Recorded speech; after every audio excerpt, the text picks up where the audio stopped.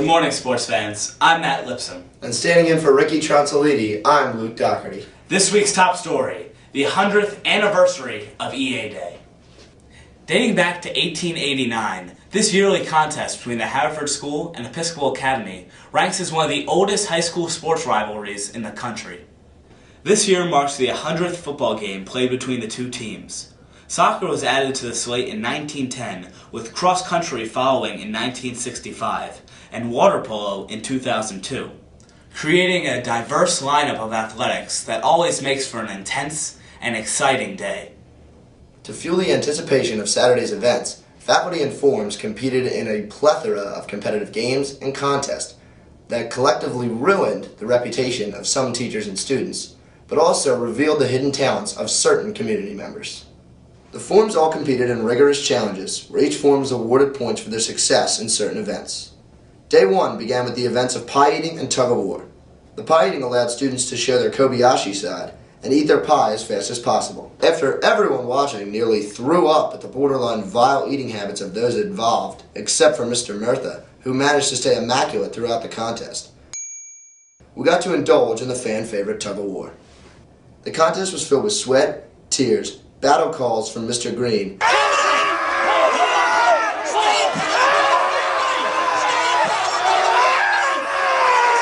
and unbelievable comebacks.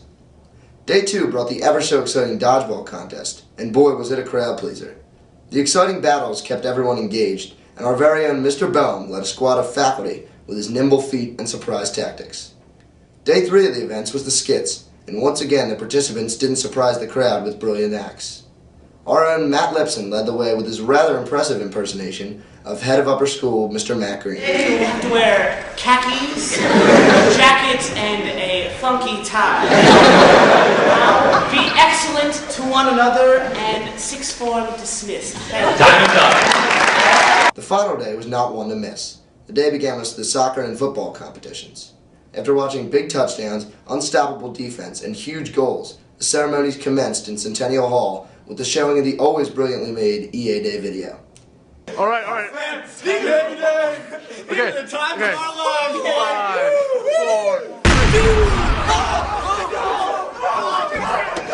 4. No, Scott, who was that? Seriously, no, seriously. I don't even know.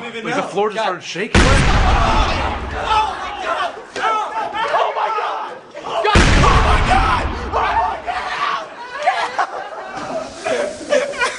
In the end, the sixth form was crowned champion, and another successful EA week was completed.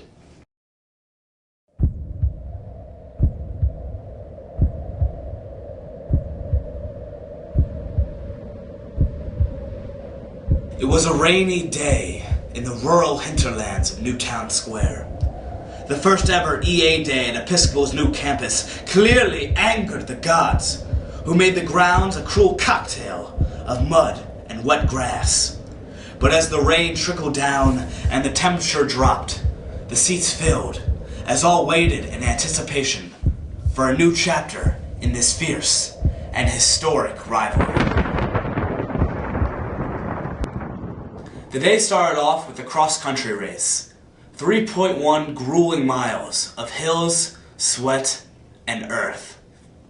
Haverford ran hard, but in the end could not catch up to the heavily favored EA squad. Highlights included fifth former Bill, the quiet man Merrick's fourth place finish, followed closely by fifth and sixth place finishes from seniors Russell Karabasi and Roland Yang.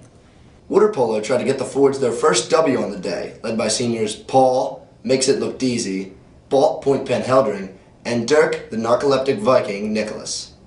Unfortunately, EA played flawless in the goal, which managed to hamper the Ford scores. Perhaps Coach Sean Hansen put it best, that EA was like a blind squirrel who managed to find a nut. The Fords played well in the pool, but couldn't overcome a late 4-goal deficit, as they lost 9-5. The Fords would like to thank the leadership of their senior class, and also thank the strong support they received during this year, saying it was the best year they've ever had as far as support. Soccer needed a big win to bring back hope for the Fords, who trailed the day 2-0. Soccer didn't disappoint the hopes of young Haverford fans, and to compensate for the absence of injured junior Alex Beatty, the Fords knew they had to play tougher than ever. Junior goalie Max Kurtzman led the way with a huge EA Day shutout and received help from freshman Brett Campbell, who broke the goose egg tie in the 30th minute on a penalty kick. The Fords dominated. The fans felt as if they had won 5-0. The Fords felt strong about their victory and put an end to the tremendous soccer season. And in the end, it all came down to football. The fate of the sweater and the sanctity of Haverford's reputation rested squarely on the shoulder pads of Coach Mike Murphy's faithful squad. EA struck first, but could not hold the lead for long after some inspired running from Wyatt Choo Choo Benson, Matt Lengel, and Carl Walrath. At the end of the first quarter, the Fords led the Church Mice 13-7. By the third quarter, the scoreboard read 20-13 in favor of the Fords. And as the old saying goes, we got a game on our hands. What many believed to be an easy win for the Fords turned into an offensive battle and an EA Day classic. Led by the passionate and ferocious play of seniors Max 6'5" Silver, Trocon Davis, and Billy Ansley, the Fords were able to hold off the Church Mice and capture the W on EA Day, winning by a score of 26-19. For all of us here at Haverford TV, I'm Matt Lipson. And I'm Luke Doherty. You keep hitting the lax wall. We'll see you next time.